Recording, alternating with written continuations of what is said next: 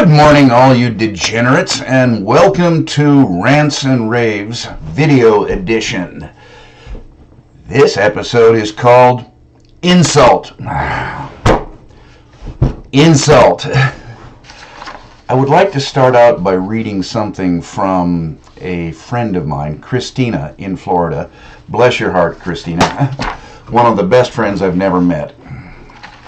What she commented once was, I had a group of friends when I was a kid that relentlessly played the Cutdown contest game. That's what we call chop fights, or playing the dozens. Yeah, it got a lot of laughs, and it was actually fun for most at first. Especially the main initiator, whose entire identity and self-esteem was, and in many ways still is, dependent on it. So you can imagine how far it was taken. Slowly but surely, you could see that people, one by one, were really starting not to enjoy it. And it was causing a lot of frustration, friction, resentment, hate, and dysfunctional behaviors within the friendship in other ways. But to admit that made you an even bigger target or not included at all. So they played anyway, and it kept escalating as it then became more about pleasure and payback, paying each other back and avoiding pain than anything to do with actual humor, and resulted in not a lot of people feeling good about each other or themselves. Plus quite a bit of property damage, amongst other things. I'd love to know more about that, Christina. It's no different than the social and political environment I see with adults today, except it's on a much larger scale with many more things such as government at stake. Find a viable solution, biggest hurdle being compliance to that, and you have a chance to change everything. Christina, I must admit I'm not quite so optimistic as even that. So, insult. What is an insult? And what function does it serve? Well, of course, insult is saying something negative about somebody else, and it serves a lot of function. One, among men, insult is a social bonding mechanism. There was a really lovely meme on Facebook the other day that had two girls saying goodbye to a friend and going, "Bye, honey. Bye, sweetie." And as soon as she's out of sight, she goes, "Oh, God, what a tramp. Yeah, she's a real slut." Two guys saying goodbye to another guy, and he goes, eat shit and die, homos. Yeah, get lost, dickwad. Yeah, fuck off. Hope I never see you again. And then as he leaves, they go, what a cool guy. Yeah, he really is. Playful insult in that way is a bonding mechanism. Insult of a hated other is also a bonding mechanism for a group. It can also be a warning, as in... that says basically, I don't think very highly of you, and I want you to leave me alone, and I have the potential for violence if you don't. How does that get put? Back off, a-hole. It's a much more economic way of saying something. It's a way of internally decompressing, of expressing resentment, dislike, hatred, whatever, that lightens the burden of it inside, much in the same way of cursing at something when you hit your thumb with a hammer or something of that sort. Now, there was once a fellow named Reinhold Amann, still alive though retired, to my great regret.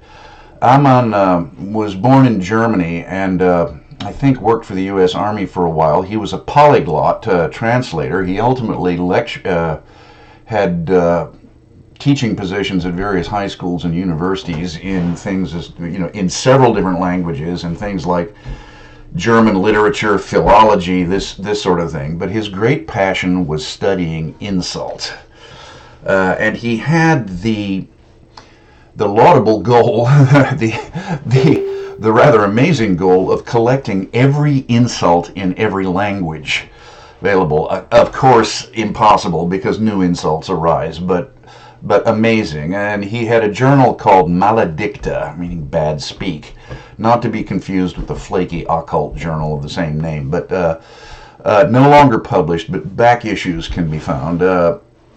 Amann, I think, was failed of tenure at the University of Wisconsin, which he forever after referred to as Dung Heap U. But what struck me was the comment he made on it. He said they did not think that insult was really worthy of study, and he said people are murdered every day because of insults, and these preposterous academics, lovely, absolutely lovely, said don't think it worthy of study.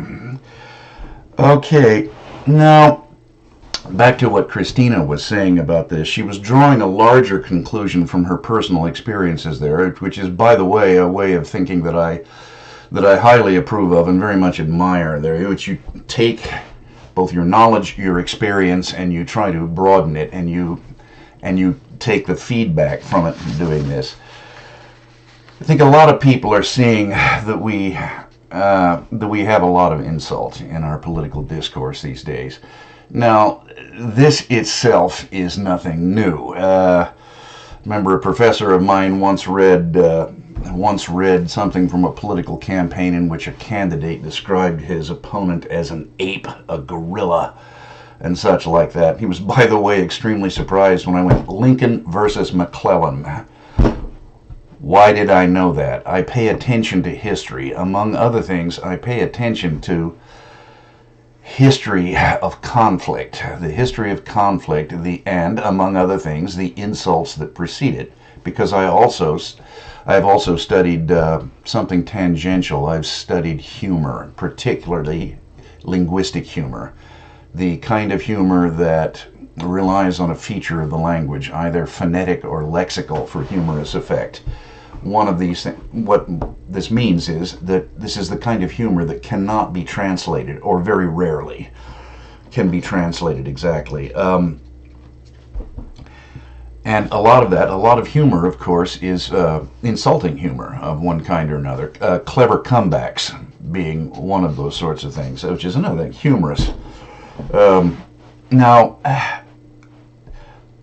this is to show that there is nothing remarkable and nothing new about insults in political discourse, but I'm going to argue herein that there is something different and not at all good happening here. Before I go into that, stick a pin in it. There's something I want to refer back to my previous video on honor, dignity, and victimhood, because insults and the consequences thereof are different in different kinds of cultures, in honor cultures and dignity cultures.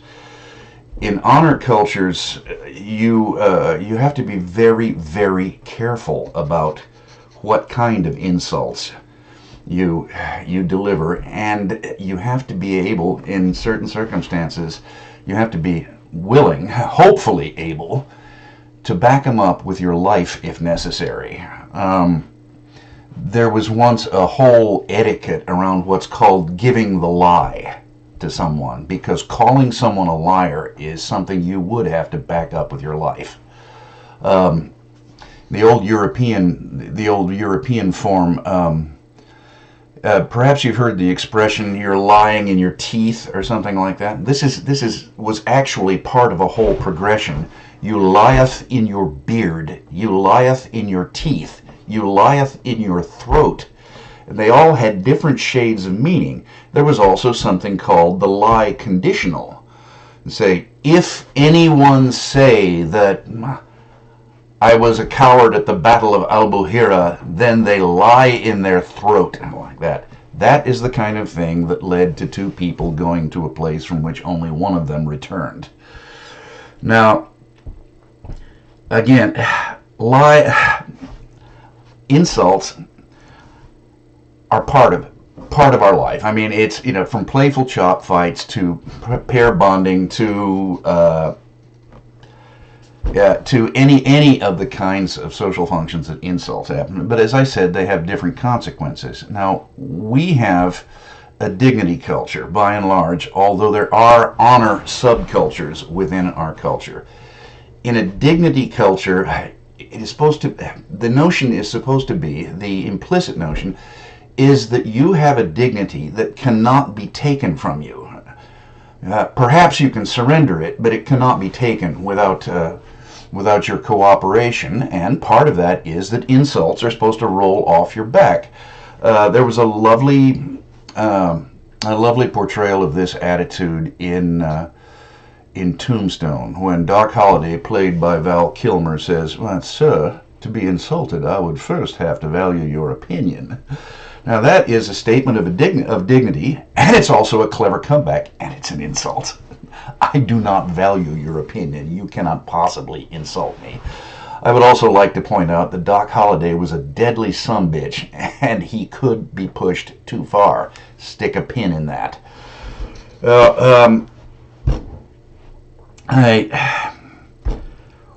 As I was preparing this, as I was making the notes and trying to organize my thoughts on this subject, because they are still somewhat disorganized, and I will have more to say about it, the incident in Washington, D.C. happened. The story of the Covington Catholic schoolboys who were supposedly surrounded and dissed a tribal elder was shown in 4 minutes while this kid stood smirking at the guy as he pounded a drum in his face. Now, to begin with, it was found out almost immediately that this thing had been edited, and I feel safe in making the assumption that that was done deliberately. Those 4 minutes were taken out of 2 hours of video to show this, and a narrative constructed. The narrative, to put it flatly, was a lie. What happened was this indigenous person took his drum, walked into the middle of these boys, got in some kid's face, and was going like this. And the kid evidently has something like what's commonly called resting bitch face, which is which some perfectly nice people I know have, which is when they're trying not to show expression, when their face, their expressionless face, somehow comes off as aggressive, hostile, rude. In this case, smirking. And notice how much was made of he was smirking. He was smirking. Now, the story fell apart almost immediately. The keeper of the sacred pipe, drum, whatever, was started changing his story almost immediately, and things are coming out which I will not go into because they have not yet been confirmed, but it turns out he may not be entirely as he was represented to be. What has been discovered is that he has been involved in more than one confrontation of this sort, and is in fact at least a semi-professional agitator. Or activist, excuse me. Let's use the neutral term activist. I have been called an activist for work abroad in Serbia and places like that. Now, what a friend, Jim Butcher, wrote about that was, about the time you're screaming for children to be hunted down and punished without bother to look at the evidence right in front of you, you kind of crossed a line. And yes, there are still people out there, and fairly well-known celebrities who through the social media are calling for these people to be punched. One went so far as to say, well, that place really needs a school shooting. That would be kind of cool. And another said, lock the doors and burn the building down with the students in it. Folks, this is not a harmless thing. This has, in fact, crossed the line. Now, my friend Mark McYoung, a violence professional and certified court witnesses in cases of violence, and to give you an idea how seriously he approaches the subject, he said he has 2 standard questions when somebody we had a problem, there's been an incident. He says, did the victim survive? If not, how many pieces was the body found in? That gives you an idea of the seriousness of the subject. All right. What Jim Butcher said, said, if you do this, you're bad and you should feel bad. Conditional, look at that. Mark's response, thank you for daring to say this, Jim. One of the greatest dangers we face in the current climate isn't that there are fanatics and haters out there. It's that they absolutely refuse to believe they aren't being logical, rational, and proportional. There's a near religious fervor out there that, speaking as a violence professional, scares the bejeebers out of me. Mostly because the people who have intellectualized their hatred, literally, can't see how they're crossing some lines that lead to really bad results. To me, it's like watching people driving 90 miles an hour on icy roads while insisting what they're doing is okay because they have four-wheel drive. Now, as I've said, what I'm arguing here is that while insult is and always has been a feature of politics, there is something different here, and it's going on right now, and it's not good. Note Mark's remark about people who've intellectualized their hatred. As I was thinking over this just last night, I was having a conversation with a perfectly nice fellow, and I'm saying that you've really got to back off some of this stuff, like calling people Nazis. Immediately lots of response, well, there sure are a lot of people acting like Nazis. Yeah. This is the kind of situation in which violence professionals and violence, I call myself a violence consultant, violence semi-professionals. Some of my friends insist, no, you lost your amateur status. You're a professional now, because I in fact have done some work for remuneration. But what I usually do, I consult with people who are in situations that have the potential for violence. I point them towards the information they need, and assess their situation, and if necessary, I pass them on to the heavy hitters. I say, okay, this is who you should consult, and this is what a consultation is going to cost you. Like that. If it happens to be something involving child endangerment, I may be able to get you a free consultation, because I know people who do it for the passion. This has to be done. This digression has a point, I promise. This has to be done, I found, very, very carefully, because even with men, even if you have someone who proclaims themselves to be a pacifist, to be dedicated to nonviolence, and hence to not really know anything about violence, if you straight up tell them, listen, you don't know anything about violence, and what you think you know is wrong, they take it as an assault on their masculinity. Is that rational? No, it's not. No, it's not, but there it is. Women have a different reaction. Women tend to get hysterically angry, or they take your advice, they thank you, and they don't do what you say, even when it's something similar. In cases of ongoing conflict that might lead to violence, for example, the very first thing you have to do is start keeping a journal. Log every incident. Time, place, date. What was said, what was done, that kind of thing. Try to document it in other ways so that when you do go to the police, you have something. You have a log. You have da-da-da-da-da-da-da-da-da. Believe me, the police will thank you for this. There is, what did he say? Terrible things! Specifically what? Was anything threatening? Well, I don't know exactly. You see, that's life for a cop making a report. So, what I'm saying is something happened differently when, during the last election, some people noticed something. When Hillary called Trump supporters a basket of deplorables, what was different about this? Well, political candidates traditionally, going back as long as there have been politics, as long as there have been elections, look up the Cataline rhetoric. Oh, how long, O Cataline, will you torment us with this, from the old Roman Republic? The stuff has been going on for a long time. It's a part of rhetoric, for God's sake. But what Hillary did was not to attack her opponent. She attacked her opponent's supporters. Now that's different. That's usually you don't do that, because of course you're trying to win them over. It may look like an impossible job, but you try to leave the door open for it. She wrote them off. In doing so, she didn't create, but she made clear some divisions in our society which are running pretty deep. With the story of the Catholic schoolboys that I mentioned, it has become even more apparent to a lot of people that they are personally under attack, not just the people they vote for. And there is something different, this is the thesis of this, about the insults being leveled against them. There are certain kinds of insults which mean, I think you're stupid and you're wrong. Geez, you're really stupid, you're dumb.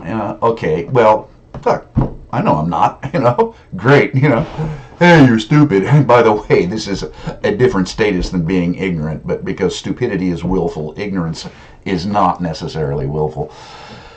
So, then there's a number of insults like racist, Islamophobe, homophobe, transphobe, fill in the blank, dash phobe, which means something a bit different, but it's still within this general area there. This means, I think you're a terrible person. And lately, what it's come to mean is, I think you're a terrible person that should be fired from your job and drummed out of your profession, especially if that profession is academics or something of that sort. Well, yeah, okay. The difference also is, maybe it does mean that. Maybe, if you are in fact a racist, you probably shouldn't be in certain positions in which you have to make decisions. You have to make decisions, or you have to arbitrate. Say, I don't know, if you're a judge, you probably ought not to be a racist who thinks that minorities are inherently criminal or something like that. Because yes, there are differences in crime rates among different groups in this society, but you cannot go into a court system with a judge thinking that that is the only or even a relevant factor in this, because the essence of justice in a court of law is treating people as individuals, not as members of a group.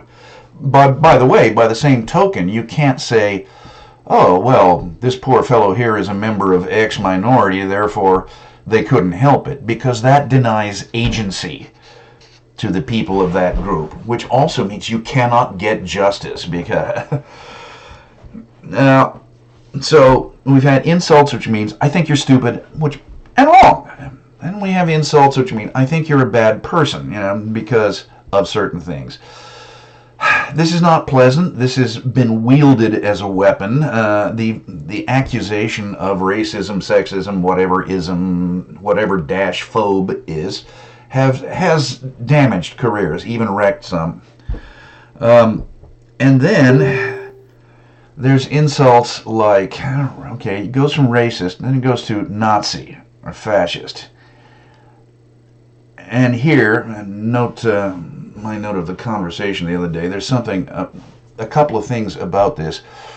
One of them is being called a Nazi, and said, well, the left likes to call you a Nazi. Well, the right likes to call you a communist. The thing is, if you are in fact a communist, this is not going to bother you. Yeah, got a problem? If you are in fact a Nazi, it's not going to bother you. Yeah, sure, swastika, I celebrate Adolf Hitler's birthday, whatever, like that. It's not going to bother you. It only bothers you if you're not. And why should it bother you if it's not true? It's this. The insults I just spoke of that mean you're wrong and you're stupid. Okay. Your opinion, my opinion, dignity. I can let that roll off my back. I can try to persuade you. I can say, this is why I'm not wrong and not stupid. Or maybe, it leaves the door open to, hey, maybe if we talk about this and ask questions, dialectic, that we can reach new conclusions, new truths, new ways of looking at things, which are not really promoted by insulting each other, but still, we're still at that level of discourse. We get to the insults, which means I think you're a terrible person. Okay, well, I don't think I'm a terrible person. I am a human being as weak as any other, and in my lifetime I have done terrible things. If someone were to say, you did a terrible thing, I'd have to go, yes, you're right. But I don't think this makes me a terrible person if you would give me a chance to explain.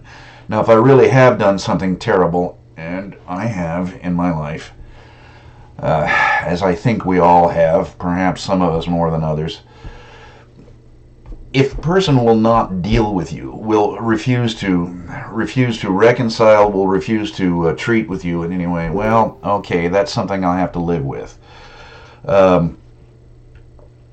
But if a person calls you a Nazi, that's beyond this. What I'm suggesting here, that there is a certain category of insult that means you're a terrible person and you should be killed for it. I'm not a Nazi. I don't think I've met any Nazi. Maybe online. I'm not sure. Usually I don't take them seriously, and I do have to explain that because people have pointed out, well, yeah, you just say Nazis are nuts, but communists are really dangerous. The reason for that is that Nazism lost, and people who display the symbols like the swastika armbands and such of a thoroughly discredited movement, however evil it was, don't worry me. Who worries me are the people who feel the same way, who are Nazis, but who are clever enough to have discarded the symbols of a discredited movement and rebranded themselves. That's who scares me. The communists are a somewhat different story there, because communism fell, but it was not beaten. It was not beaten in a military conflict, although our armed readiness held them at bay long enough for the system to collapse. A discussion for another time. I think this is different. And as I said, the Antifa people out there in the streets carrying hammer and sickle banners, which a friend who thinks well of them described as just a stupid choice of symbols. So why is a swastika not that's a stupid choice of symbols. A hammer and sickle to me says something different. But if you call me a Nazi, I would point out something. My children in Nazi racial ideology are what they would call half-Slav Untermenschen, worthy of death, unworthy of life, worthy of death. Means Slavs in Nazi racial ideology, and my children are half-Slav. The rest is Celt, Eren Gobra, but were considered Untermenschen. They were to be exterminated to allow room for the expansion of the Germanic peoples like that. They were a little further down on the list from Jews and Gypsies, but they were on the list.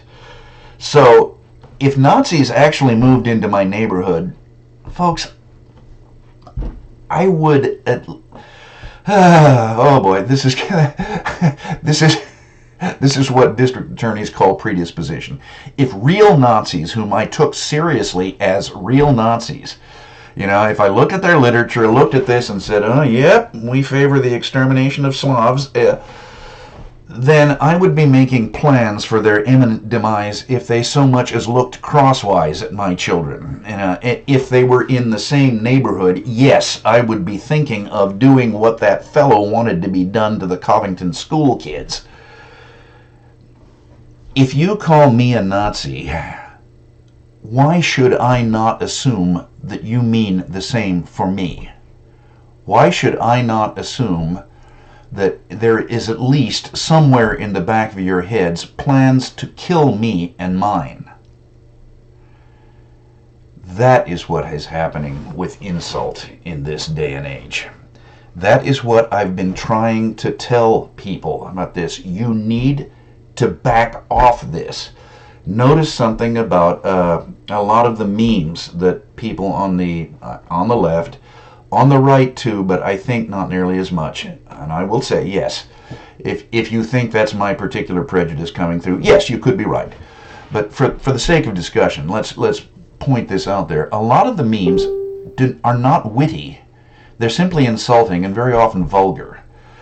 Now, that's gone beyond chop fights. A chop fight is at least supposed to be witty. It's supposed to make people laugh. This is just stirring up hatred, and I'm sorry, it reminds me very much of the caricatures. For example, the caricature of the fat, greasy Jewish capitalist that the Nazis were so fond of back then. there is a somewhat eerie similarity. There's a similarity of styles in this kind of thing. There, and the way the way my entreaties and pleadings have been received worries the hell out of me, and which is why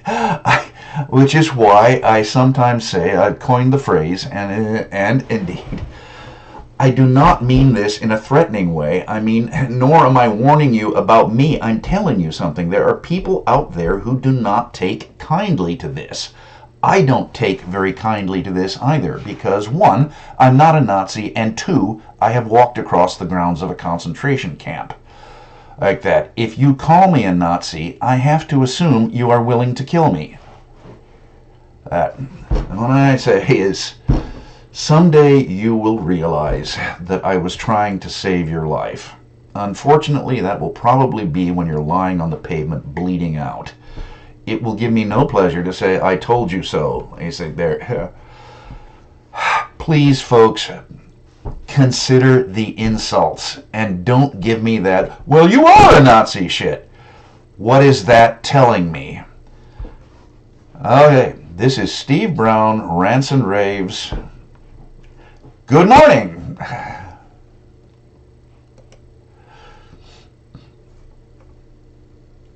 And